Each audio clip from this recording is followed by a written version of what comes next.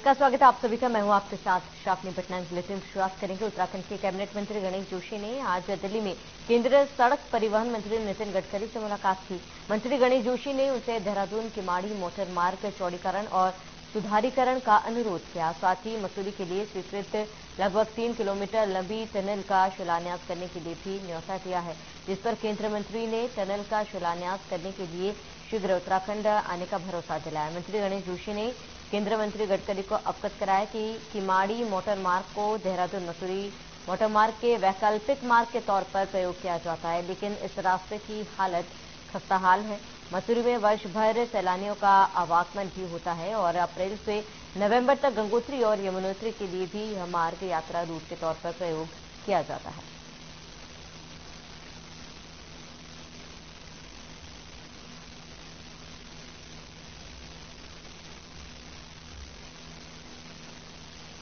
मसूरी में टनल के शिलान्यास का न्योता किया। मोटर मार्ग चौड़ीकरण का भी अनुरोध किया है। नितिन गडकरी से मिले मंत्री गणेश जोशी। कैबिनेट मंत्री ने सोमेश्वर विधानसभा में त्रिवेणी घाट के निर्माण और सौंदर्यीकरण और लकड़ी टाल के स्थानांतरण कार्य का पूजन कर शिलान्यास किया। कार्यों की कुल लागत 79.51 लाख और 15.84 लाख रुपए है। कैबिनेट मंत्री ने बताया कि यह कार्य कुल 3 भागों में बनकर पूरा होगा, जिसमें स्नान के लिए घाट निर्माण, व्यू पॉइंट, कटाव रोकने के लिए सुरक्षा दीवार, कपड़े बदलने के लिए कमरा, बैठने के लिए कुर्सियां, महिला और पुरुषों के लिए शौचालय, 90 मीटर पाथ समेत कई अन्य कार्य किए जाएंगे। साथ ही कहा कि निश्चित ही त्रिवेणी घाट के सौंदर्यीकरण और लकड़ी टाल के स्थानांतरण होने से क्षेत्रवासियों को बहुत लाभ मिलेगा। साथ ही अधिकारियों को कार्य जल्द पूर्ण करने और कार्य में किसी भी प्रकार की लापरवाही न बरतने को लेकर सख्त हिदायत दी गई है।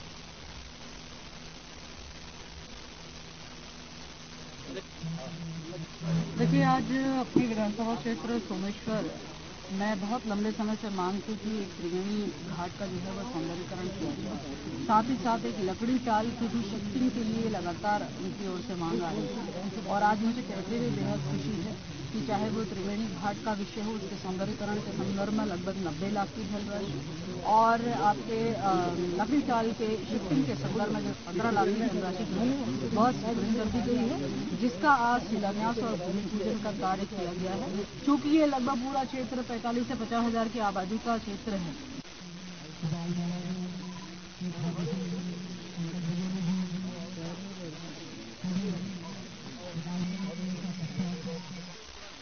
देहरादून से जहां वित्त वर्ष यानी 1 अप्रैल से प्रदेश में जहां एक ओर शराब के दाम घटे हैं, तो वहीं दूसरी ओर उत्तराखंड में बिजली और पानी महंगा हो गया है, जिसके चलते देहरादून में आम आदमी पार्टी ने राज्य सरकार के खिलाफ बढ़ते बिजली पानी के दाम और शराब के दाम को लेकर जमकर विरोध प्रदर्शन किया।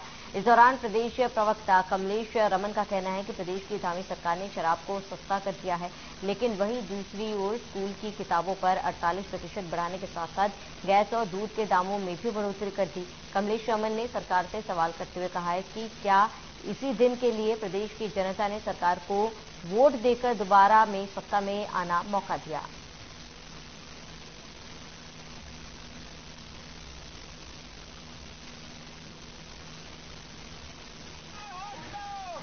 दानी सरकार का एक नया फरमान जारी हुआ कि 1 अप्रैल से शराब सस्ती हो जाएगी।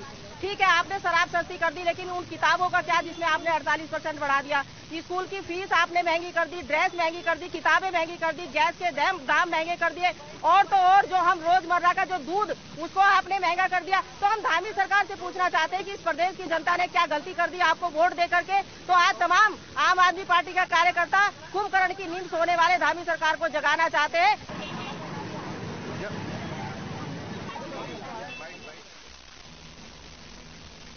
वहीं देहरादून जिलाधिकारी सोनिका द्वारा एक पीड़ित मां को ममता के मामले में न्याय दिलाने का सराहनीय कदम सामने आया।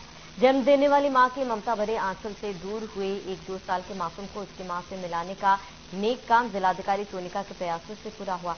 ऐसे में अपने बच्चों को पाकर उस मां ने तहे दिल से जिलाधिकारी का शुक्रिया अदा करते हुए फूलों का गुलदस्ता और मासूम बच्चे ने डीएम को भेंट कर आभार व्यक्त किया।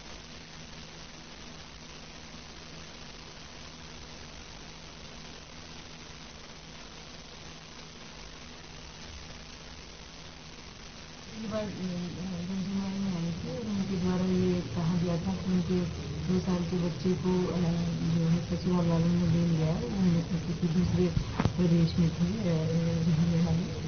तो हमारी तरफ से यहाँ पे पत्राचार हुआ और उसके क्रम में बच्चा माता जो महिला है उनको मिल गया है और अब बच्चा उनकी माँ के साथ। और मेरा ससुराल मुजफ्फरनगर में है और मेरे को मेरे हस्बैंड ने फरवरी 5 में मुझे घर से मार पिटाई करके मुझे मेरा बच्चा अपने पास रख के 2 साल का मेरा बेटा है अपने पास रख के मुझे मेरे घर भेजा गया था, घर से निकाल दिया था। उसके बाद मैंने रायवंडा पुलिस थाने में अपनी कंप्लेन दी, जिसके बाद उन्होंने हमारी 5-6 काउंसलिंग्स करी एंड हर काउंसलिंग में मैं बोलती थी कि मुझे सिर्फ मेरा बच्चा चाहिए, 2 साल का मेरा बेटा है और वो कभी दिलाते नहीं थे मतलब मेरे हस्बैंड हो। फिर फाइनली मैंने कहीं ना कहीं से पूछ के कि कैसे मैं अपने बच्चे को ला सकती हूँ, कोर्ट से पहले मैंने अपने यहाँ पे हमारी जो डीएम मैम है देहरादून में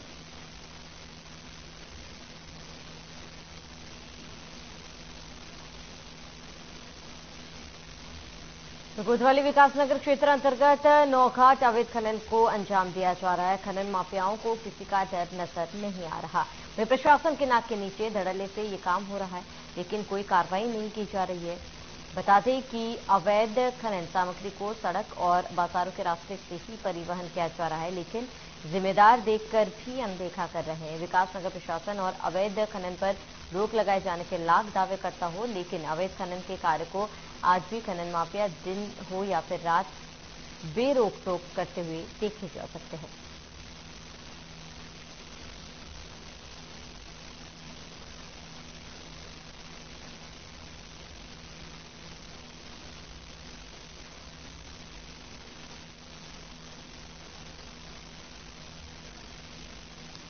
अल्मोड़ा में वन रैंक वन पेंशन में जेसीओ और जवानों की विसंगतियों को दूर करने की मांग को लेकर पूर्व सैनिकों ने धरना प्रदर्शन किया।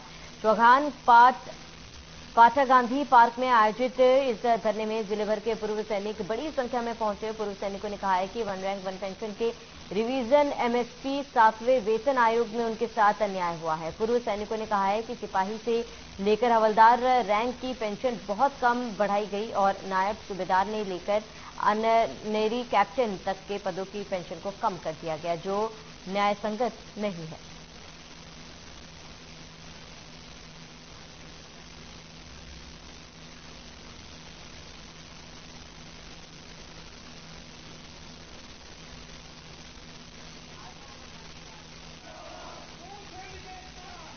जब तक सरकार हमारी ओआरओपी की जो विसंगतियां हैं, तमाम किस्म की एक लंबी चौड़ी लिस्ट है, उन विसंगतियों को जब तक सरकार दूर नहीं करेगी, तब तक ये पूर्व सैनिक ये रणबांकुरे इस मैदान में डटे रहेंगे और जंतर मंतर में उत्तराखंड का 3 तारीख के बाद 16 तारीख तक का हमारा धरना प्रदर्शन स्टेट वाइज जो है बांट दिया गया है। तो हमारी ड्यूटी है, भारत सरकार को झुकना होगा और पूर्व सैनिकों को जो मांगे हैं उसको पूरा करने होगा।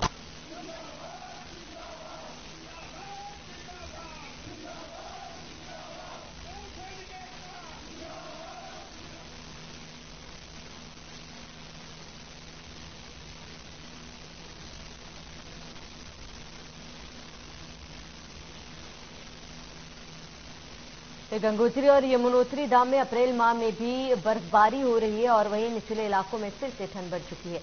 लगातार मौसम खराब होने से लोगों को काफी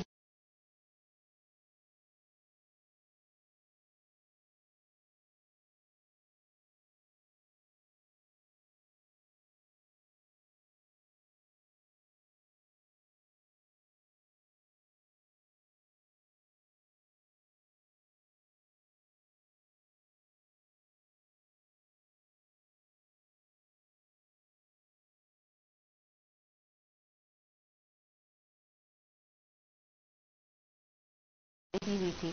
आमजन को काफी परेशानियों का भी इस दौरान सामना करना पड़ा है, क्योंकि कड़कड़ाती ठंड और इस बीच बर्फबारी से कई रास्ते जो है वो बाधित हुए हैं।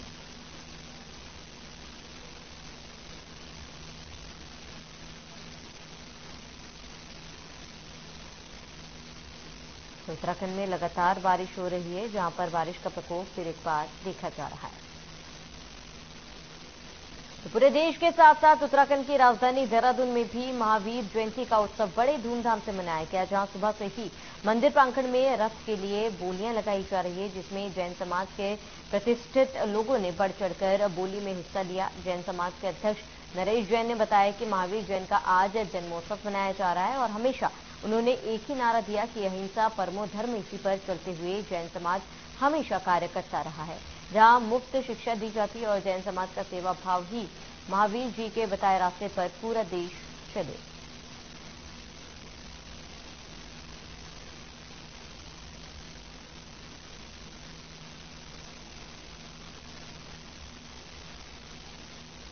जैन समाज हमेशा से ही, चाहे आपदा से संबंधित हो, सेवा का कार्य हो, शिक्षा का कार्य हो, स्वास्थ्य का कार्य हो, हमेशा अग्रणीय रहते हैं। और भगवान महावीर ने एक सिद्धांत दिया है, अहिंसा परमो धर्म है। और ये अहिंसा ही एक ऐसा है जिससे हम आपदा को बचा सकते हैं, क्योंकि आपदा जो है कई कारणों से आती है। वैज्ञानिकों ने भी सिद्ध किया गया और जैन धर्म पूरा का पूरा भगवान महावीर के सिद्धांत वो वैज्ञानिक है, पूरे के पूरे जो है विज्ञान पर आधारित है। उन्होंने एक संदेश दिया है कि जब अहिंसा का पालन करेंगे तो निश्चित रूप से आपदा आने में जो है कमी आएगी।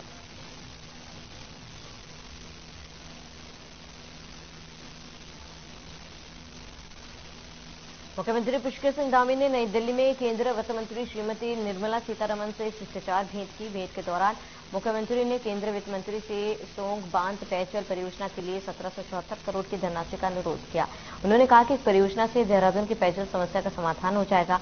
बता दें कि इस परियोजना से जनपद के 10 गांवों की लगभग 15,000 आबादी को सोंग नदी में प्रतिवर्ष आने वाली बाढ़ से सुरक्षा प्रदान होगी।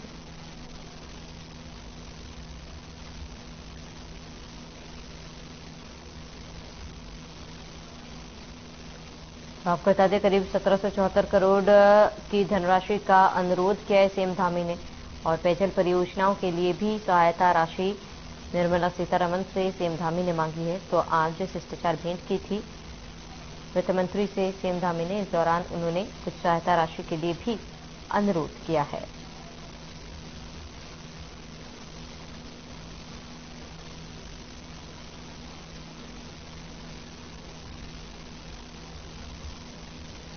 दिल्ली में सीएम पुष्कर सिंह धामी ने केंद्रीय वित्त मंत्री निर्मला सीतारमण से मुलाकात की। पेयजल परियोजना के लिए सीएम ने सहायता राशि मांगी। करीब 1,774 करोड़ रुपए की धनराशि का सीएम धामी ने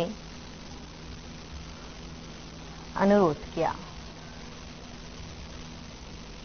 मुख्यमंत्री पुष्कर सिंह धामी ने नई दिल्ली में केंद्रीय रेल मंत्री अश्विनी वैष्णव से शिष्टाचार भेंट की। मुख्यमंत्री ने रेल मंत्री से टनकपुर देहरादून के बीच एक जनशताब्दी रेल सेवा और दिल्ली रामनगर के मध्य शताब्दी एक्सप्रेस रेल सेवा संचालित किए जाने के लिए अनुरोध किया।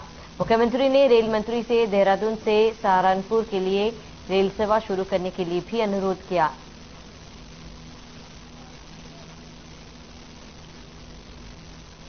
वहीं बता दें कि उत्तरकाशी रेल लाइन परियोजना का शीघ्र परीक्षण कराकर इसके निर्माण की स्वीकृति प्रदान किए जाने का भी अनुरोध किया। मुख्यमंत्री ने केंद्रीय रेल मंत्री से हरिद्वार से वाराणसी वंदे भारत रेल बजट प्रारंभ किए जाने का आग्रह करते हुए कहा है कि इससे श्रद्धालुओं और पर्यटकों को बड़ी सुविधा मिलेगी।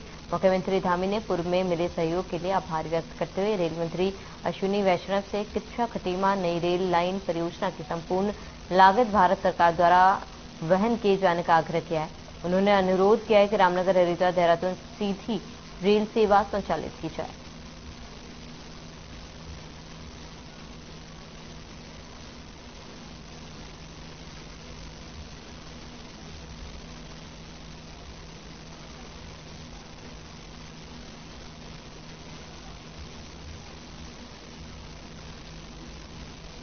तो 22 अप्रैल से चारधाम यात्रा की शुरुआत हो रही है। यात्रा में कोविड गाइडलाइंस को सख्ती से लागू किया जाएगा।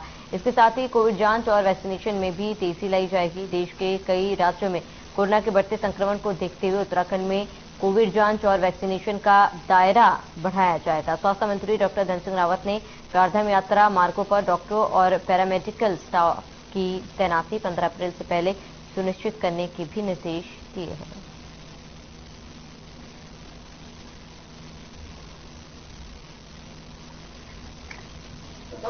देखिए, कल ही हमने स्वास्थ्य विभाग की बैठक की है और उसमें गाइडलाइन हमने दे दी है कि अब राज्य में जो है एसओपी जारी हो गई है। भारत सरकार जैसे जैसे नए एसओपी की भेजेगी वैसे हम ये एसओपी जारी करेंगे। लेकिन अभी 2 चीज़ों पे बिल्कुल पहल की जा रही है। पहला तो यह है कि हम टेस्टिंग अब बढ़ा रहे हैं। दूसरा, जो वैक्सीनेशन जिनका छूट गया है उनको वैक्सीनेशन की भी 1 लाख डोज हमने भारत सरकार से डिमांड की है कल ही, और जैसे आएंगे वैक्सीनेशन का अभियान भी शुरू होगा।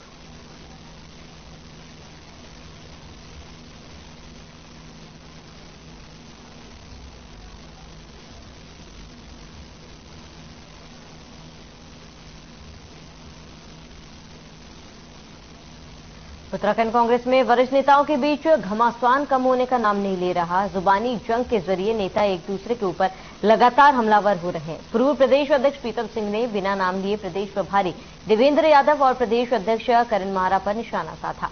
उन्होंने कहा कि पार्टी में जब दायित्व मिलता है तो उस दायित्व का निर्वहन करना जरूरी होता है।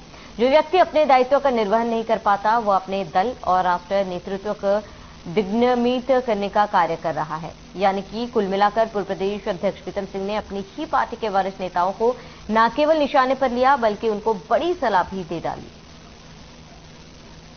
निभाने की बात नहीं, जब दायित्व मिलता है उस दायित्व का निर्वहन करना पड़ता है, और जो निर्वहन नहीं करता है तो फिर मैं समझता हूं वो कदापि दल के साथ, राष्ट्रीय नेतृत्व के साथ सही दिशा में कार्य नहीं कर रहा है, या दल या राष्ट्रीय नेतृत्व को जो है दिग्भ्रमित करने का काम। जनपद उधम सिंह नगर के जसपुर में पूर्व विधायक डॉक्टर शैलेंद्र मोहन सिंकल ने बताया कि उनके द्वारा मुख्यमंत्री पुष्कर सिंह धामी को विभिन्न मार्गों के पुनर्निर्माण के प्रस्ताव दिए गए थे, जिनके लिए मुख्यमंत्री उत्तराखंड ने अपनी स्वीकृति प्रदान कर दी थी, जिनकी अब वित्तीय स्वीकृति भी हो चुकी है। पूर्व विधायक डॉक्टर सिंकल ने बताया कि जसपुर भूतपुरी मार्ग उत्तराखंड बॉर्डर तक का पुनर्निर्माण, धर्मपुर चौराहे से रायपुर मार्ग का निर्माण, जसपुर नगर में मुख्य मार्ग से दोनों किनारों पर टाइल्स मार्ग का पुनर्निर्माण और पतरामपुर से मनोरथपुर सड़क का निर्माण। उक्त मार्गों के निर्माण के लिए माननीय मुख्यमंत्री श्री पुष्कर सिंह धामी जी के वित्तीय स्वीकृति दे दी है।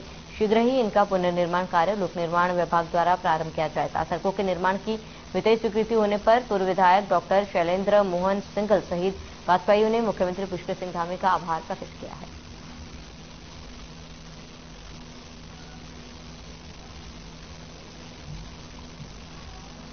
क्षेत्र की सड़कों में काफी सुधार की आवश्यकता है और उसमें काफी प्रस्ताव शासन को भेजे गए हैं और उसमें कुछ मंजूरियां भी आई हैं। करीब 4 करोड़ 35 लाख रुपए की मंजूरी आ चुकी है, जिसमें मुख्यतः हमारा नादेही रोड, उसमें के अलावा हमारे धर्मपुर चौराहे से रायपुर मार्ग,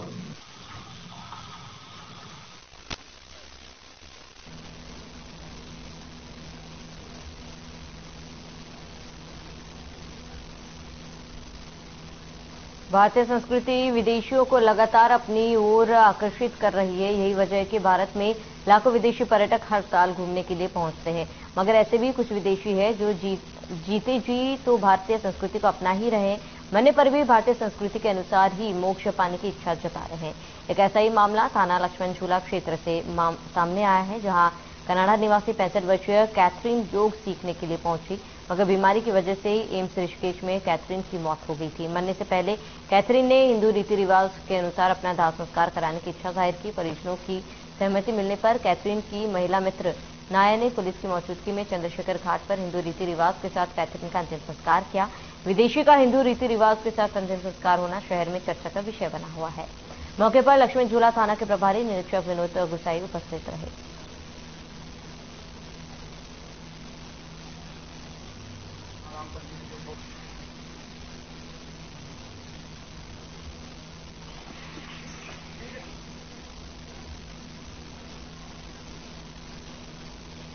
वन रैंक वन पेंशन योजना पर लंबे समय से उत्तराखंड में विवाद चल रहा है। इसी को लेकर पूर्व सैनिक केंद्र सरकार से योजना की विसंगतियों को दूर करने की मांग कर रहे हैं। ऐसे में आगामी लोकसभा चुनाव के चलते इस मुद्दे पर पूर्व सैनिकों की प्रतिक्रिया तेज हो गई है। इसी क्रम में आज कोटद्वार में बड़ी संख्या में पूर्व सैनिक संघर्ष समिति के बैनर तले पूर्व सैनिकों ने सरकार के खिलाफ सड़कों पर उतरकर अपना आक्रोश जताया, जिसके बाद तहसील परिसर पहुंचकर उप जिलाधिकारी के माध्यम से राष्ट्रपति को ज्ञापन भेजा गया।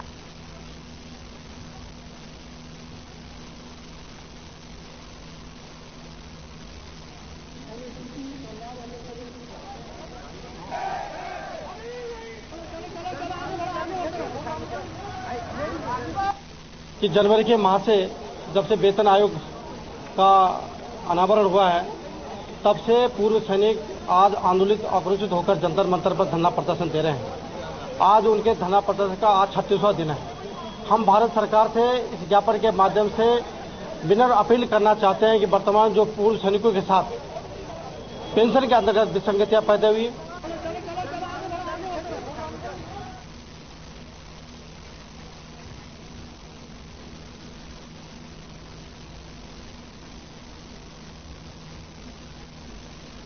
वहीं रामनगर पूर्व सैनिक उत्थान एवं कल्याण समिति के सभी पदाधिकारी, कर्मचारी और सभी सदस्यों द्वारा मिलकर वन रैंक वन पेंशन की मांग को रखते हुए शहर भर में रैली निकालकर अपना मार्ग प्रदर्शन किया है। और वहीं रैली में पूर्व सैनिकों ने बढ़ चढ़कर हिस्सा लिया। रैली शहीद पार्क लखनपुर में शहीदों को याद करते हुए और संगठित पूर्व सैनिकों को वन रैंक वन पेंशन के बारे में बताने के बाद निकाली गई। रामनगर तहसीलदार विपिन चंद्र पंत को माननीय प्रधानमंत्री और रक्षा मंत्री के नाम ज्ञापन सौंपा गया।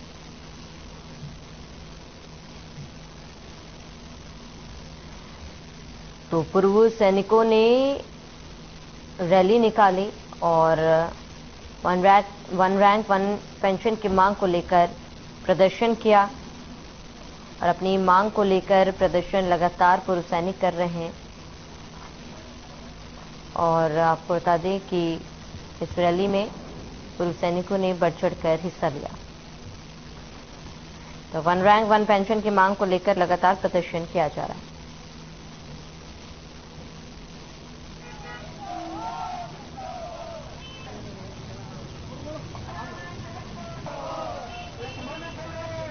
सर जो एमएसपी है, जैसे आप लोगों ने बार बार पूछा हमसे, मिलिट्री सर्विस पे होते हैं सर, जो सेना में सर्विस करते हैं उनके लिए पेमेंट रखी गई थी। लेकिन इसमें भी सरकार ने और अफसरशाही चली, अफसरों की उन्होंने 16,000 कर दी। जो जवान नौकरी करता है, जो कि बॉर्डर पर हमेशा लड़ता है, उसकी केवल 5200 रुपया रखी। यहाँ तक कि जो मिलिट्री नर्सिंग सिस्टर होती है लेडीज, जो कि हमेशा बेस में काम करती है, उनको भी इन्होंने 10,000 से ज्यादा एमएसपी रखी है। ये जवान को कितना, मतलब इन्होंने बहुत छोटा निम्न दर्जे का जवान को समझाया।